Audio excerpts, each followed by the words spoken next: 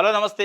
నేను జర్నలిస్ట్ శ్రీనివాస్. ఈరోజు ఆంధ్రప్రదేశ్ వార్తాపత్రికలో వచ్చిన వార్తలు, ఆ వార్తలు వెనుకున్న వాస్తవాలను విశ్లేషించేద్దాం. ముందుగా ప్రజాశక్తి పేపర్‌లో బడ్జెట్ కేటాయించకుండా రాజధాని ఎలా కడతారు? చట్టబద్ధత కల్పించి ప్రజా రాజధాని నిర్మించాలి. రాజధాని అభివృద్ధి వేదిక పాదయాత్ర ప్రారంభం. సభలో సిపిఎం పార్టీ రాష్ట్ర కార్యదర్శి శ్రీనివాసరావు చెప్పిండు. కెఎస్ లక్ష్మణరావు అని మాజీ ఎమ్మెల్సీ రాజధాని అభివృద్ధి వేదిక అని చెప్పి ఒకటి పెట్టి దానికి పాదయాత్ర చేస్తారు. 6 రోజుల పాటు ఆ రాజధాని ప్రాంతంలో రాజధాని కోసం భూములిచ్చిన రైతులను కలుస్తూ, రాజధాని అభివృద్ధిని చూస్తూ, వాళ్ళ సమస్యలను తెలుసుకుంటూ పాదయాత్ర చేస్తున్నారు. దాని సందర్భంగా సిపిఎం పార్టీ రాష్ట్ర కార్యదర్శి దాన్ని ఓపెన్ చేశారు. ప్రారంభించే ముందు మాట్లాడారు. బడ్జెట్లు అంటే కేంద్ర గాని లేదా రాష్ట్ర బడ్జెట్. ఈ 2 బడ్జెట్‌లలో నిధులు కేటాయించకుండా రాజధాని అభివృద్ధి అయితది అని అంటే ఎట్లా నమ్మాలి?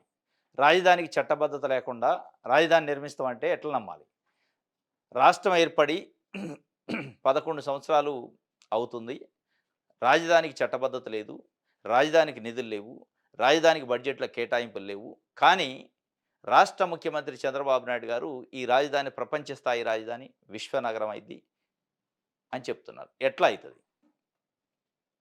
ఇప్పుడు ఇక్కడ రైతుల పాత్ర రైతులు పోషించారు. రాజకీయ నాయకులు పోషించట్లే. రైతుల పాత్ర ఏంటి? చంద్రబాబు నాయుడు గారు ఇచ్చిన పిలుపు మేరకు నమ్మి రాజధాని కోసం భూములిచ్చారు. మరి చంద్రబాబు నాయుడు గారు భూములిచ్చిన రైతులు త్యాగం కంటే ఇంకో కొంచెం త్యాగం ఎక్కువ చేయాలాయన. ఢిల్లీ ఎళ్లి కూర్చొని ఎన్డీఏ ప్రభుత్వం నా వల్లనే నిలబడ్డది.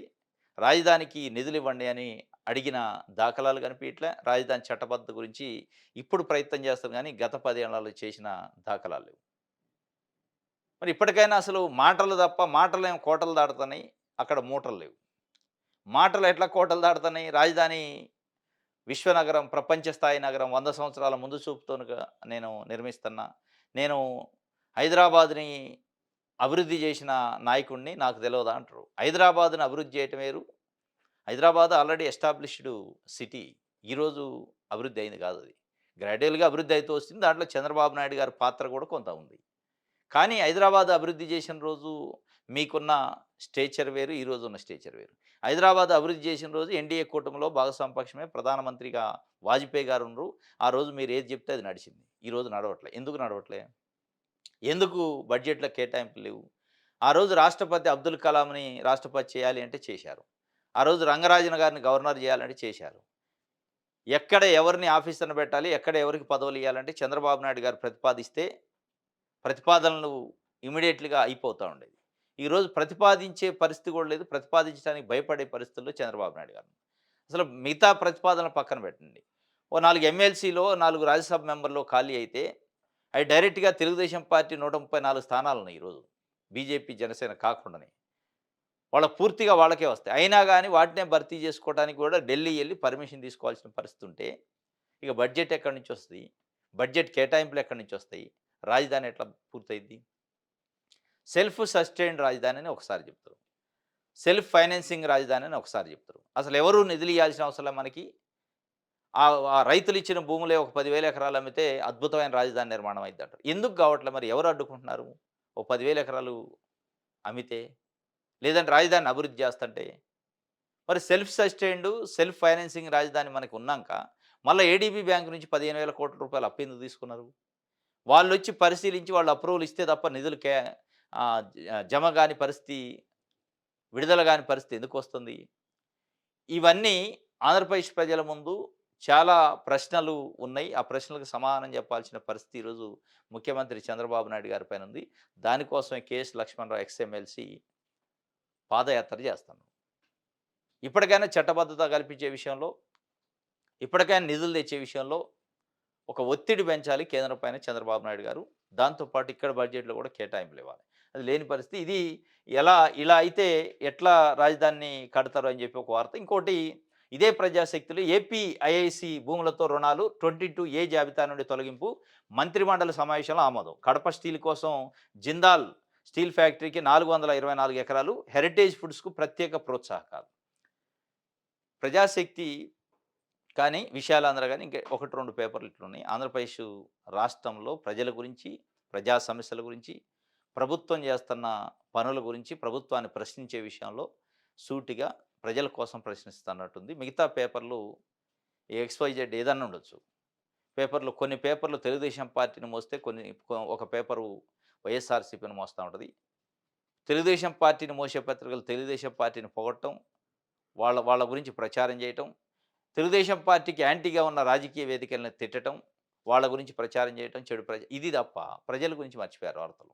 అంతో ఇంతో ప్రజాశక్తి పేపర్ లాంటి, విశాలాంధ్ర పేపర్ లాంటి ప్రజల గురించి వార్తలు రాస్తున్నాయి. కనపడుతుంది మనకి. దాంట్లో భాగమే ఇది.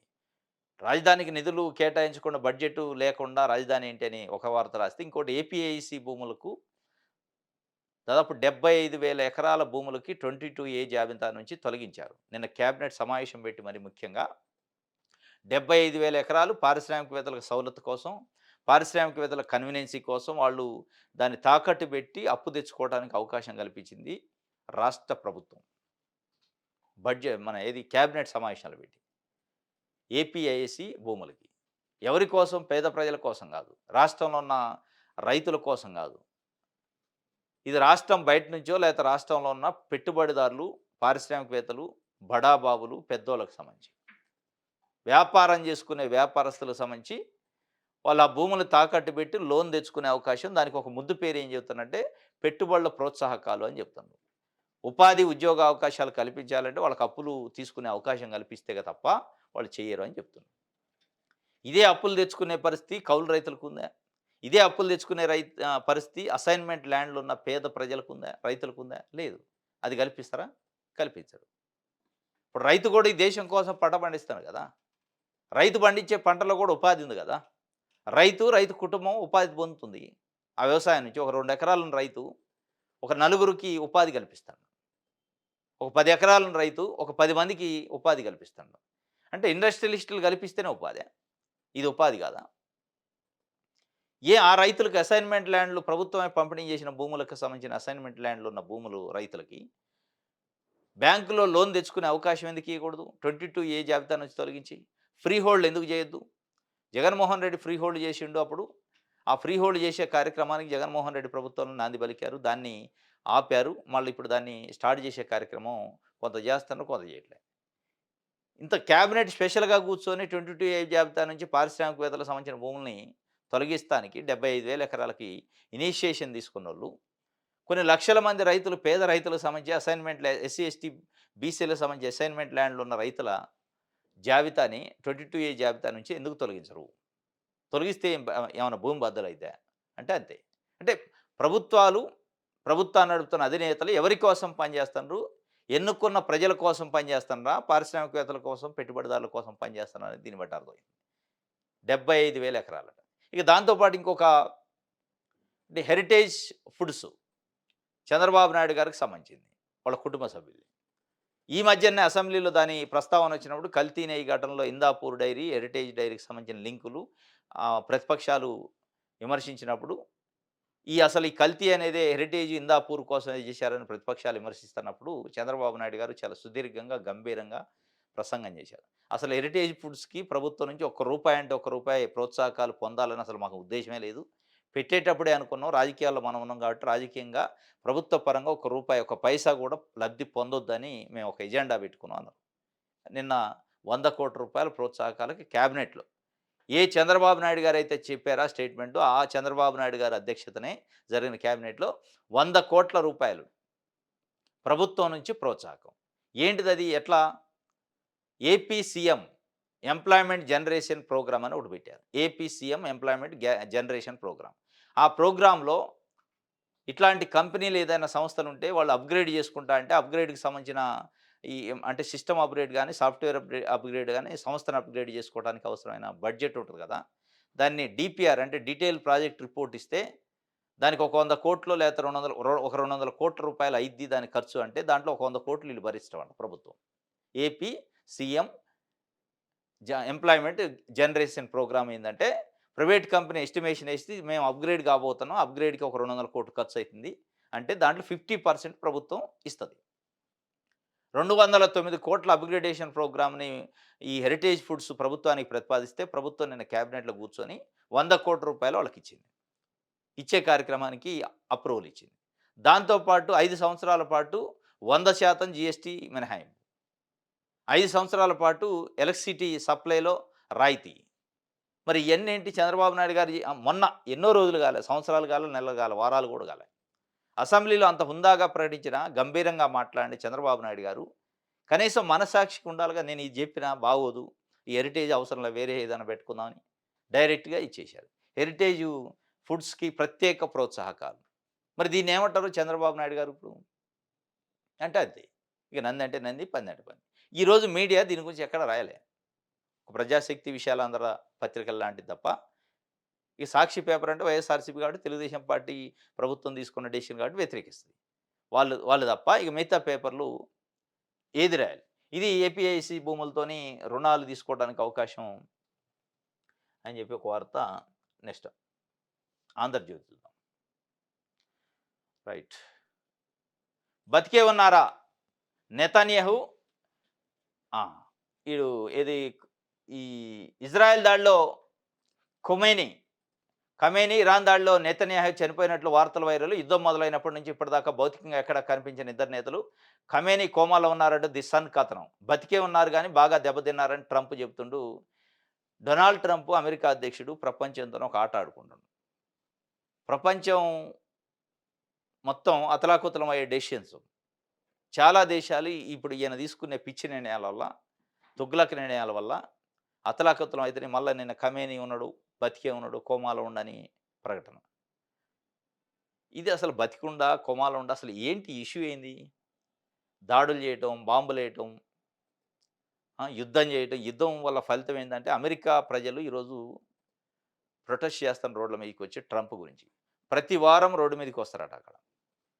ప్రతి సెలవు రోజు రోడ్డు మీదకి వచ్చి మెయిన్ సెంటర్‌లలో 200, 300 మంది కూర్చొని ప్రొటెస్ట్ చేస్తా ఉంటారు ట్రంప్‌కి వ్యతిరేకంగా. ఆయన అధ్యక్ష బాధ్యతలు కూర్చున్నప్పటి నుంచి వ్యతిరేకత స్టార్ట్ అయింది అక్కడ. కానీ ఏం చేయలేని పరిస్థితి. అధ్యక్షుడికి పవర్స్ ఉంటాయి. ఒక అమెరికా ప్రజలే కాదు, ప్రపంచంలో చాలా కంట్రీస్ ఎఫెక్ట్ అయితున్నాయి. ఇక ఆయన బతికే ఉన్నాడా, చచ్చిపోయిండా అని రాశారు. ఆయన బతికుండా, చనిపోయిండో తెలవదు గానీ, ప్రపంచంలో ఉన్న ప్రజలను చంపుతున్నారు. ఆర్థిక వ్యవస్థను చంపేస్తున్నారు. రైట్. 6 నెలల్లో స్థానికం ఎన్నికలకు సమాయత్తం అవ్వండి అని చెప్పి చంద్రబాబు నాయుడు గారు మంత్రులకు పిలిపించిండు. స్థానిక అంటే జడ్పీటీసీ, ఎంపీటీసీ, సర్పంచ్ ఎన్నికలు 6 మంత్స్‌లో పెట్టుకోవాలని ఒక డెసిషన్ తీసుకున్నట. అంటే నాకు తెలిసి జులై ఆ టైంలో. జులై, ఆగస్ట్ అంటే మళ్ళా వరదల కాలం అవుతది. మరి అప్పుడు పెడతారా లేదో చూడాల. హ్మ్.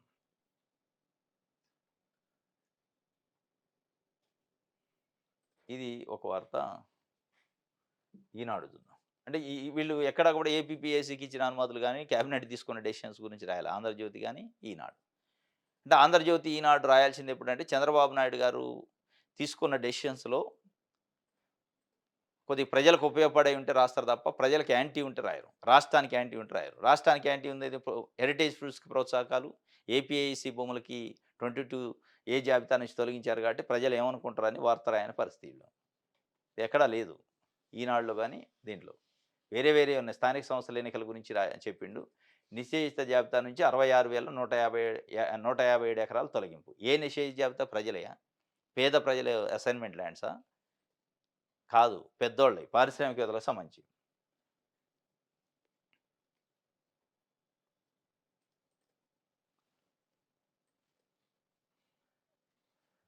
రైట్. ఇది ఈనాడుకి సంబంధించి.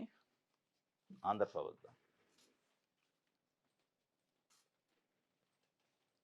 రైట్. 66,000 ఎకరాల్లో పారిశ్రామిక భూములకు లైన్ క్లియర్ అయింది.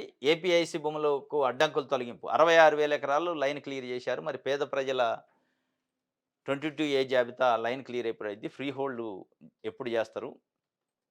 అంటే ఇక 47,00,000 రైతుల ఖాతాల్లో 26,670 జమ అయినాయి. అన్నదాతకు భరోసాగా కూటమి ప్రభుత్వం ఒక్కో రైతుకు ఏడాదికి 20,000 అందించి అండగా నిలిచారు. త్వరలో ఏఐ అగ్రానిమిస్ట్ సేవలు అన్నదాత సుఖీభావ నిధుల విడుదల కార్యక్రమంలో సీఎం చంద్రబాబు నాయుడు గారు చెప్పారు. నిన్న అన్నదాత సుఖీభావ ప్రోగ్రాములో మూడో విడత నిధులు 2670 జమ అయినాయి రైతుల ఖాతాలో. ఒక్కొక్క రైతుకి కేంద్రం ఇచ్చే ఒక రూ. 2,000, ఇక్కడి ఒక రూ. 4,000, మొత్తం రూ. 6,000 ఏశారు. దీనికి సంబంధించి 46,85,000 మంది రైతులకేశారు. దీంట్లో కొన్ని పేపర్‌లు ఈరోజు ఏం రాసినాయంటే, ఒకే దఫలో చంద్రబాబు నాయుడు గారి నిధులు. ఏముంటది ఒకే దఫలో బ్యాంక్‌లో డబ్బులుంటే బటన్ నొక్కితే అయిపోద్ది. దాంట్లో ఒకే దఫా ఏసేది దాంట్లో అది గాదు గదా! ఇస్తానన్నదేంటి? ఇస్తున్నదేంటి? ఇచ్చిన హామీ ఏంటి? అమలు చేస్తుందేంటి? అనేది రైతులు ఎదురు చూస్తున్నారో దీంట్లో ఒక 7,00,000 మంది రైతులను ఇప్పటికే ఆ జాబితా నుంచి తొలగించారు. ఉన్నది 50,00,000 పైనైతే 46,85,000 మందికి ఇస్తున్నారు. 7-9 లక్షల మంది రైతులు మొదటి దఫ రాలే, రెండో దఫ రాలే, మూడో దఫ కూడా అదే పరిస్థితి. ఇప్పుడు వాళ్ళ ఈ సమస్యలు పరిష్కరించాలి తప్ప ఒకేసారి ఏసిండంటే ఏశారు. రైట్. ఇది ఆంధ్రప్రభకు సంబంధించి. సాక్షి చూద్దాం.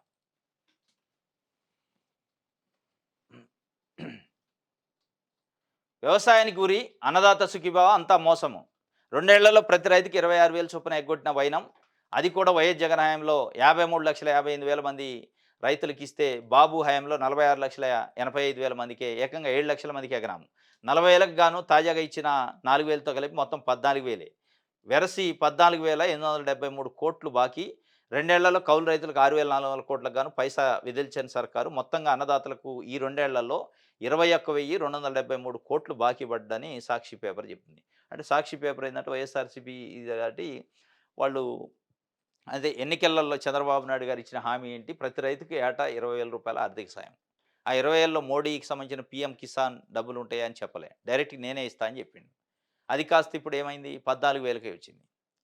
ఆ లెక్క ప్రకారం ఇచ్చిన హామీ ప్రకారం ఇస్తున్న అమలు ప్రకారం చూస్తే ఒక 21,273 కోట్ల రూపాయలు ఇప్పటివరకు ప్రభుత్వం రైతులకు బకాయి పడ్డది. ఒక్కొక్క రైతుకి దాదాపు 40,000 ఇయ్యాల్సింది ఆహ్, ఇచ్చింది 4,000 మాత్రమే. కాబట్టి ఇది మోసం అని చెప్పి అంటే 2 దఫలు 2 సంవత్సరాలకు 2 20,000 40,000 ఇయ్యాలి. వాళ్ళు ఇచ్చింది వేరే ఉంది. ఆ మిగతా బకాయిల సంగతి, మోసం చేసిన సంగతి, అదే కౌలు రైతులకి 6,400 కోట్లు ఎగేసిన సంగతి, ఇవంతా రైతులకు అన్ని కష్టాలేనంటే 5 ఏళ్లుగా నేను ఎకరా భూమిలో కౌలు సాగు చేస్తున్నారు. 2 ఏళ్లుగా పెట్టుబడి సాయం అందట్లేదు. వైఎస్ జగన్ ప్రభుత్వంలో రైతు భరోసా సాయం అందింది. చంద్రబాబు కూటమి ప్రభుత్వంలో రైతులకు అన్ని కష్టాలే మిగిలాయి. చాలా సార్లు దరఖాస్తు చేసుకున్నాను. ఈ ఏడాదిలో ఈ విడతలోనైనా వస్తుందేమో అని ఆశతో ఎదురు చూశాను. కానీ నా ఆశ నిరాశగానే మారింది. నష్టాలే తప్ప లాభం లేదు. భవిష్యత్తులో కౌలుకు చేయలేని పరిస్థితిలో ఉన్నామని చెప్పి ఒక రైతు ఉమ్మడి విశాఖపట్నం జిల్లాకు సంబంధించి రైతులకు అన్ని కష్టాలే జగన్మోహన్ రెడ్డి ఉన్నప్పుడు ఇచ్చిండని చెప్పి ఒక వార్తనిచ్చింది. ఇంకోటి కుటుంబానికి బాబు కానుక హెరిటేజ్‌కు సర్కారు రాయితీలు, సబ్సిడీలు, మిల్క్ ప్రాసెసింగ్ యూనిట్ టెక్నాలజీ అప్‌గ్రేడేషన్‌కు ఆమోదం. ఫుడ్ ప్రాసెసింగ్ పాలసీ కింద కేబినెట్ పచ్చజెండా 200 కోట్ల పెట్టుబడికి 100 కోట్ల రీయింబర్స్‌మెంటు. విద్యుత్ యూనిట్‌కు రూపాయి చొప్పున రాయితీ. 5 ఏళ్ల పాటు 100% హెచ్‌జి జీఎస్టీ హెచ్‌జీఎస్టీ అంటే స్టేట్ జీఎస్టీ రీయింబర్స్‌మెంట్. ఉపాధి కేవలం 35 మందికి మాత్రమే ఇచ్చేది. కానీ ఆ ఉపాధి పేరు చెప్పి ఇగో ఇట్లా చేసిండని చెప్పి. ఇగో సభసాక్షి హెరిటేజ్ మా కుటుంబ సంస్థ, మా కుటుంబ సభ్యులు దాన్ని నిర్వహిస్తున్నారు. ఆ సంస్థకు ఇప్పటివరకు ప్రభుత్వం నుంచి ఎటువంటి లబ్ధి చేకూరలేదు. ప్రభుత్వ సహాయాన్ని కూడా కోరుకోలేదు. ఈ సంస్థ పెట్టినప్పుడే మేము ఒక నిర్ణయానికి వచ్చాం. ప్రభుత్వం నుంచి ఏది ఆశించకూడదనేది మా విధానం. దానికి కట్టుబడే ఇప్పటివరకు నడుచుకున్నాం. తాజా బడ్జెట్ సమావేశంలో ముఖ్యమంత్రి చంద్రబాబు నాయుడు గంభీర ఉపన్యాసం ఇది. ఒక పక్క ప్రభుత్వం నుంచి ఆయాచిత ప్రయోజనాలు పొందుతూ అసెంబ్లీలో మాత్రం హెరిటేజ్‌కి ఎటువంటి లబ్ధి చేకూరడం లేదంటూ కళ్ళార్పకుండా అబద్ధాలు చెప్పడం ఒక చంద్రబాబుకే సాధ్యమంటూ రాజకీయ విశ్లేషకులు వ్యాఖ్యానిస్తున్నారు. ఇదనమాట. సుమారు 100 కోట్ల రాయితీ. చంద్రగిరి మండలం కాశీపెంట హెరిటేజ్ ఫుడ్స్ యూనిట్‌ను 209.68 కోట్లతో అప్‌గ్రేడేషన్ చేసే ప్రతిపాదన మెగా ప్రాజెక్ట్‌గా ఆమోదిస్తూ ఏపీ ఫుడ్ ప్రాసెసింగ్ పాలసీ 4.0 కింద చంద్రబాబు సర్కార్ భారీ రాయితీలను కల్పించింది. ప్రత్యక్షంగా 35 మందికి మాత్రమే ఉపాధి కల్పించనున్నారు. 5 ఏళ్ల పాటు 100% హెచ్‌జీఎస్టీ రీయింబర్స్‌మెంటు, యూనిట్‌కు రూపాయి చొప్పున విద్యుత్ రాయితీ, అప్‌గ్రేడేషన్ టెక్నాలజీపై సబ్సిడీ పేరుతో పెట్టుబడిపై 50% వరకు అంటే సుమారు 100 కోట్ల వరకు రాయితీల రూపంలో వెనక్కి ఇచ్చేందుకు కేబినెట్ ఆమోదం తెలిపింది. వడ్డించేవాడు మనవాడైతే బంతిలో చివర కూర్చున్న ఇబ్బంది లేదన్నట్టుగా చంద్రబాబుతో పాటు మంత్రి నారా లోకేష్ స్వయంగా పాల్గొన్న కేబినెట్ ఎజెండాలో చివరి అంశంగా హెరిటేజ్‌ని చేర్చి భారీ ప్రయోజనాలకు ఆమోదం ముద్ర వేయించుకోవడం గమనార్హం. మేము కంపెనీ పెట్టినప్పుడే చెప్పినాం దీని నుంచి ఒక్క రూపాయి కూడా లబ్ధి పొందొద్దు అన్నారు. మరి ఇది ఏమంటారు? మరి దీనిపైన ఉప ముఖ్యమంత్రి పవన్ కళ్యాణ్ గారు నోరు మెదపరు. వేరే వేరే విషయాలు ఏదో మాట్లాడతారు కానీ డైరెక్ట్‌గా దాదాపు 100 కోట్ల రూపాయలు రాయితీ పైన విద్యుత్తు, హెచ్‌జీఎస్టీ 100% సబ్సిడీ ఇవన్నీ ప్రజల పైన, ప్రభుత్వం పైన పడే భారం. హెరిటేజ్ అనే సంస్థ ముఖ్యమంత్రి గారి కుటుంబ సభ్యులది గంభీరంగా అసెంబ్లీలో చెప్పిండు. మరెందుకు అమలు చేయట్లా. ఎందుకు పవన్ కళ్యాణ్ గారు ప్రశ్నించట్లా? మీ కంపెనీకి ఇచ్చుకోవడం ఏంది? మనం కూర్చున్నది దేనికని? అడిగినోడు లేడు. ఇది ఒక వార్త. రైట్.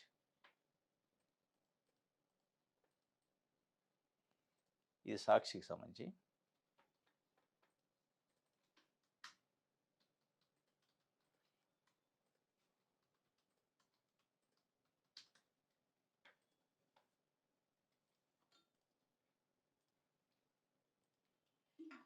రైట్.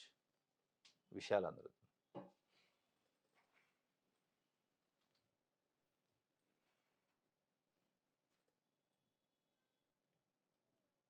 సెకీ విద్యుత్ ఒప్పందాలతో చేటు ప్రజలకు 1.10 లక్షల కోట్ల భారము ప్రభుత్వం తక్షణం రద్దు చేయాలి. సిపిఐ జాతీయ కార్యదర్శి రామకృష్ణ డిమాండ్.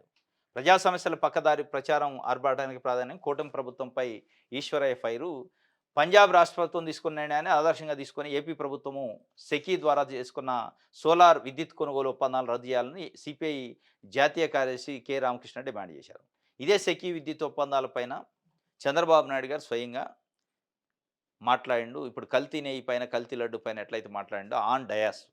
సెకీ ఒప్పందంలో లంచాలు చేతులు మారిని, లంచాలు తీసుకొని సంతకాలు పెట్టిండు జగన్మోహన్ రెడ్డి ఆదాని కోసం అని చెప్పి.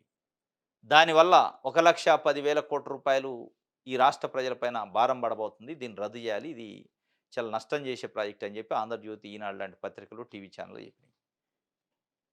అదే ప్రాజెక్ట్ ఇప్పుడు అమలవుతుంది. అదే ఆదాని వచ్చి ఇక్కడ పెట్టుబడులు పెడతాడు. లంచాల మూటలు ఇచ్చి సంతకాలు పెట్టుకున్న ఆదాని వాళ్ళు చెప్తున్న ప్రకారం అదే ఆదానితోని వీళ్ళు ఇప్పుడు లైజీని మెయింటైన్ చేస్తున్న ఆంధ్రప్రదేశ్ ప్రభుత్వం. మరి ఇప్పుడు కమ్యూనిస్ట్ పార్టీలు ఏం చెబుతున్నాయంటే మీరు తప్పన్న సెకీ ప్రాజెక్టును రద్దు చేయండి అంటున్నారు. మీరే తప్పన్నారుగా ముఖ్యమంత్రి స్థాయిలో. ఈ రాష్ట్రానికి ముఖ్యమంత్రిగా ఉండి సెకీ ఒప్పందంలో తప్పిదాలు ఉన్నాయి. సెకీ ఒప్పందం వల్ల 1,10,10,00,00,000 భారం పడుతుందని చెప్పారు. సెకీ ఒప్పందం సాఫీగా జరగలేదు, లంచాలతో జరిగిందని చెప్పారు. కాబట్టి రద్దు చేయండి అని అడుగుతున్నాం.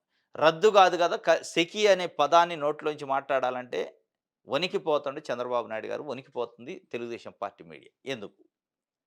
ఏమైంది? సెకీ ఒప్పందంలో జరిగిన అవకతవకల వెనక సెకీ ఒప్పందంతో ఈ రాష్ట్ర ప్రజలపైన 1,10,10,00,00,000 భారం పడుతుంటే చంద్రబాబు నాయుడు గారు ఎందుకు రద్దు చేయడానికి ముందుకు పోవట్లే? పంజాబ్ రాష్ట్ర ప్రభుత్వం రద్దు చేసింది. అదే కోవలో మనం ఎందుకు పోకూడదు? పోతే రాష్ట్రానికి వచ్చే నష్టం ఏంటి? అంటే వాళ్ళు చాలా ముద్దుగా ఏం చెప్తున్నారంటే, చేసుకున్న ఒప్పందాన్ని రద్దు చేయాలంటే వాళ్ళకి నష్టపరిహారం ఇవ్వాల్సొస్తది అని చెప్పి. ఎంత ఇవ్వాలి నష్టపరిహారం? జరిగే నష్టం ఎంత? ఇవ్వాల్సిన నష్టపరిహారం ఎంత? అసలు లంచాలు తీసుకొని లేదా లంచాలు ఇచ్చి సంతకాలు పెట్టుకున్న ఒప్పందం లీగల్‌గా వ్యాలిడ్ కాదు. మరి అంత నష్టపరిహారం చెల్లించేదైతే పంజాబ్ ప్రభుత్వం ఎట్లా రద్దు చేసింది? ఆంధ్రప్రదేశ్ ప్రభుత్వం ఆ స్థాయిలో ప్రచారం చేసి, తెలుగుదేశం పార్టీ మీడియా ఆ స్థాయిలో ప్రచారం చేసి ఎందుకు రద్దు చేయట్లేదు? రద్దు చేయటానికి వెనకాడే పరిస్థితి ఎందుకొచ్చింది? ఆదాని అడ్డం వస్తండా? మోడీ, అమిత్ షా అడ్డం వస్తుండ్రా? అసలు జరిగిన మీరు చేసిన ఆరోపణలు నిజమేనా? ఇదంతా రాష్ట్ర ప్రజలకు సమానం చెప్పాల్సిన అవసరం తెలుగుదేశం పార్టీకి, చంద్రబాబు నాయుడు గారికి, ఈ ప్రచారం చేసిన మీడియాకు ఉంటుంది. ఒక్కళ్ళంటే ఒక్క పేపరు ఈరోజు సెకీ అనే వర్డ్ రాయట్లే. తావులకు తావులు పెద్ద పెద్ద పేపర్లు రాశారు ఆ ఒప్పందం గురించి, నష్టం గురించి. ఈరోజు ఆ పదం రాయడానికి భయపడుతున్నారు. ఆ పదం మాట్లాడటానికి ముఖ్యమంత్రి గారు భయపడుతున్నారు. ఇది సెకీ ఒప్పందాన్ని అయితే రద్దు చేయాల్సిందే, ఒప్పందంలో చేటు ఉందని చెప్పి ఒక వార్తని ప్రజా విషయాలందరూ ఇచ్చింది. రైట్. ఇది ఈరోజు న్యూస్ అనాలిసిస్. రేపు తాజా వార్తలతో తిరిగి కలుసుకుందాం. Thank you.